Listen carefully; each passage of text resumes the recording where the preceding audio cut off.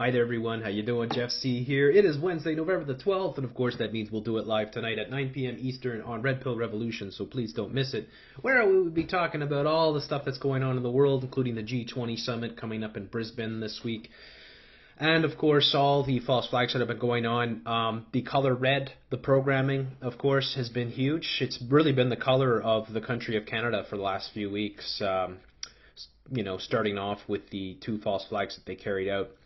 One here in Quebec, and then, of course, the big show there in Ottawa. And Ottawa became drenched in red. Everywhere was red. Of course, the poppies are the powerful symbol that they're using. Red, red is such a powerful sort of trigger color. Represents so many different things like, anger, death, love, all kinds of different things. Of course, blood, the heart, right? There's just so much power in the color of red, and they really like to use it a lot. That's the reason why fire trucks are painted red, for instance, right? I mean, it's such a powerful trigger color, and they love to use it in their programming.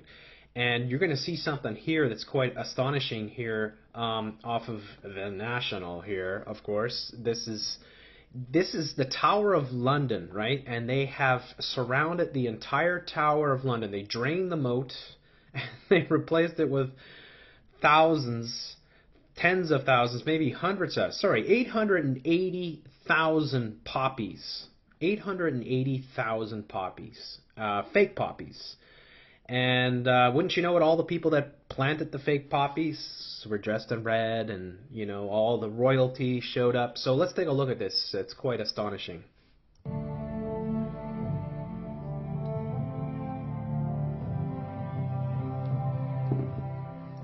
For nearly 2 centuries, the moat around the Tower of London ran dry. But as you saw earlier in the program, it's now been flooded with a sea of poppies. It's a detailed and amazing tribute to the British soldiers who perished in the First World War. All 888,246 of them. Here again is the CBC's Noah Ayed.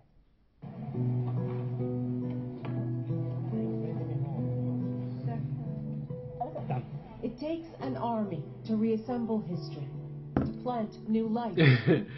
It takes an army to reassemble history. It takes an army to reassemble it. I guess you can reassemble it and make it whatever you want. Reassemble it, reconstruct it. I mean, it is always the victors that write the history anyway. So all our history books are written by the satanic elite that run this planet. Of course, they are headquartered in places like the Tower of London. And wouldn't you know it, they've got the sheeple out, all dressed in red, planting hundreds of thousands of these fake poppies, which is supposed to be a tribute to all the soldiers that died in the First World War. Now, that's over 100 years ago. Is there anybody that is left from the First World War? I don't think there's a damn soul left on the planet that served in the First World War. So who are we planting these things for? Well, we're planting them for the sheeple, of course, because we need to program them that our heroes are the military, and that they gave the ultimate blood sacrifice to the royal, which is their lives. To a grave past. Quietly, proudly, they work to pay tribute, one precious poppy at a time. And a field of remembrance slowly takes shape. It's really weird, too, when you think about it. It also has that kind of maple leaf look to it, but the fact that they have to plant fake poppies, right? Instead of planting, say, real poppies. Maybe real poppies wouldn't grow in this climate in England. I really don't know. But, of course, I've gone into the whole poppy symbolism, all the different meanings of the poppy. Poppies, of course, meaning death and sleep, right? Sleep, as shown in movies like the MKUltra Monarch programming masterpiece called The Wizard of Oz. Poppies! Yes, poppies will put them to sleep. So the irony here, of course, being that these are fake poppies. So fake poppies to commemorate the services, the deaths of real soldiers? I think it's important to remember, I think, we're 2 generations or 3 generations further on, but I just think that, it's quite fresh in many ways. It's quite fresh. It's quite fresh. Most people can't even remember last week, let alone last year. And yet we're supposed to be thinking that World War I is quite fresh. Well, that's what they want. They want to program you with these wars forever. I mean, until there's World War III, of course. And then you'll be programmed with that one if you happen to survive it. And the soldiers will all be heroes. And, you know, the bad guys will be the losers. That's how it works, folks. So a century after the start of a war that decimated a generation, its enduring emblem, flourishing in the heart of London, Flourishing. can still inspire shivers.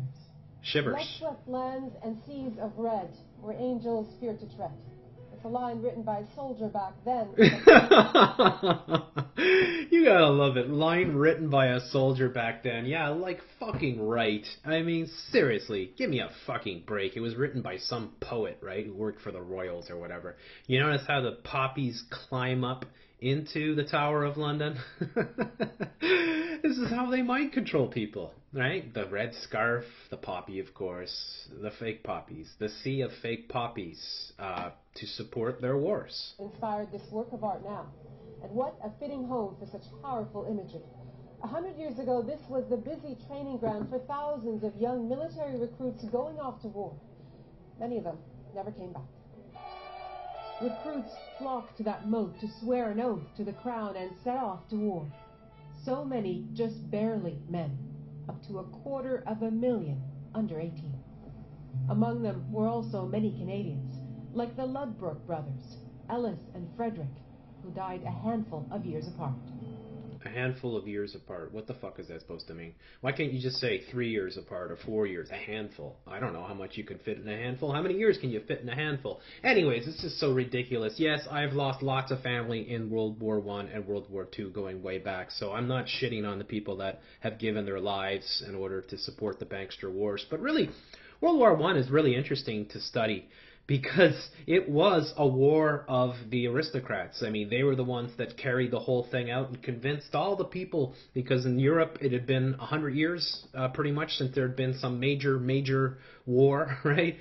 So everybody couldn't wait. They had these ideas of romanticism, right, about war and how wonderful war was and how you became a real man. And people, when the war was announced in places like London and in Paris, people were out in the streets celebrating and singing, right? Because they were led to believe that war was a glorious thing, and, you know, kind of like the Klingons, right?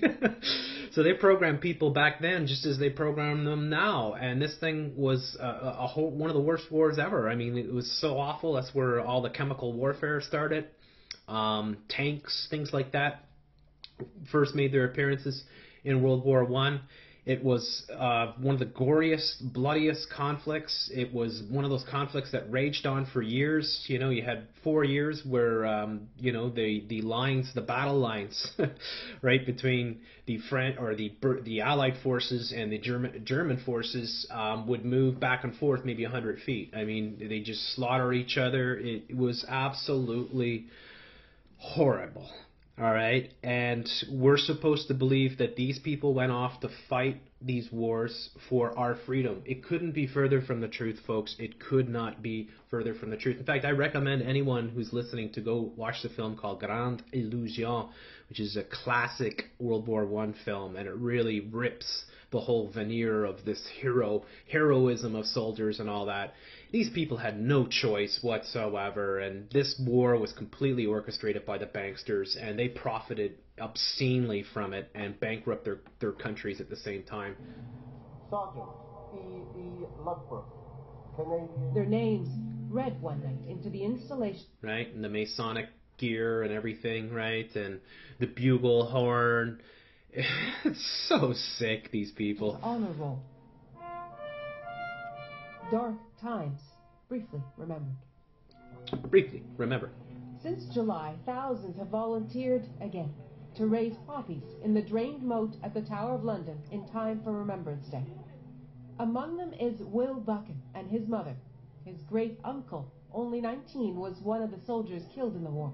4 generations back. 4 generations back. Take a moment and step back and think about it and look at the sea of poppies. I mean, it's been a symbol. Yeah, it's a symbol. It's a symbol of how the aristocracy of Europe bled the common people in order to profit obscenely. I mean, it's so disgusting. Why don't we really tell how the story happened? Not about saving your freedom, not about fighting those nasty Germans. And by the way, the Versailles Treaty there, which was the punishment that the Allied forces inflicted upon Germany, was so brutal that it sent Germany into the worst economic depression in the history of the planet, which really set the stakes for World War II. All right, so I mean, there's nothing to glamorize about these wars. These wars were awful and completely 100% avoidable. And they're programming you for future wars. They're programming you once again that soldiers are heroes and they gave their lives for freedom. They gave their lives for psychopaths who didn't give a flying fuck about them. For years, ever since the war, of all these fallen soldiers, and it's very poignant. The handmade ceramic poppies are based on the Canadian version, the ones Colonel John McCrae made famous in that equally famous poem. Each represents a life lost. The outpouring of interest has only grown as the poppies... There's deep symbolism in that, of course, too, that the blood coming out from the Tower of London and spilling onto the fields, because it was these people up in these towers that created these wars. So they literally created this sea of red. Multiplied. Live art attracting crowds and royalty. Royalty. Scumbag. Lizards. She's wearing the green, of course. Go figure, guys. I mean, go figure. And here's a real reptilian here. I mean, it's ridiculous. This is so... Oh. Many others signed up to buy one. Yeah, there she goes. She's got the blue. Supporting... all the medals, right? Soldiers and vets. For the volunteers, the undertaking is a show of gratitude. It's important to try and remember what they gave up their lives, the ultimate sacrifice, and it's very poignant to be part of that commemoration today. Unbelievable. 888,246 poppies. A life and a story behind every one. So there you go, Casey. Enter the stars, 88 once again, right? That's that's deeply symbolic. That's deeply Illuminati, Masonic, the whole works. And I'm hoping that Police State Radio takes a look at this, because I'm sure he'll do a better job than me breaking down all the symbolism that they're doing here. It really is quite revolting how they're able to spin these things and program future generations. Future generations will look at these things and the Hollywood-type films that come out that glamorize, of course, the West, that we were heroes and all that. It's unbelievable. And soldiers are heroes. Everybody, if you haven't seen the film Flags of Our Fathers with Clint Eastwood, that's an excellent, excellent film about the folly of soldiers being heroes. I highly recommend that. Of course, it's part of two parts. The first one, Letters from Iwo Jima, is the Japanese side of the same battle. All right, so I think it was the Guadalcanal. Those are really good films. I mean, The Grande Illusion really is an excellent film that shows you a lot of what the First World War was about. And there is a huge Grande Illusion that exists out there to this day, because the elites, especially the royals and their PR, arm is so massive and powerful and has such deep pockets that they can really mind control people in Great Britain for so long, and it's time people break free from this mind control. We have to remember what they have done to our ancestors, but we cannot have these false sort of notions that these people actually fought for freedom. They were innocent victims that were lambs led to the slaughter, and that's the harsh reality of it that the British royals want to cover up. So please, thank you for listening. Tune into the show tonight at 9 p.m. on Red Pill Revolution. I wish you all the best.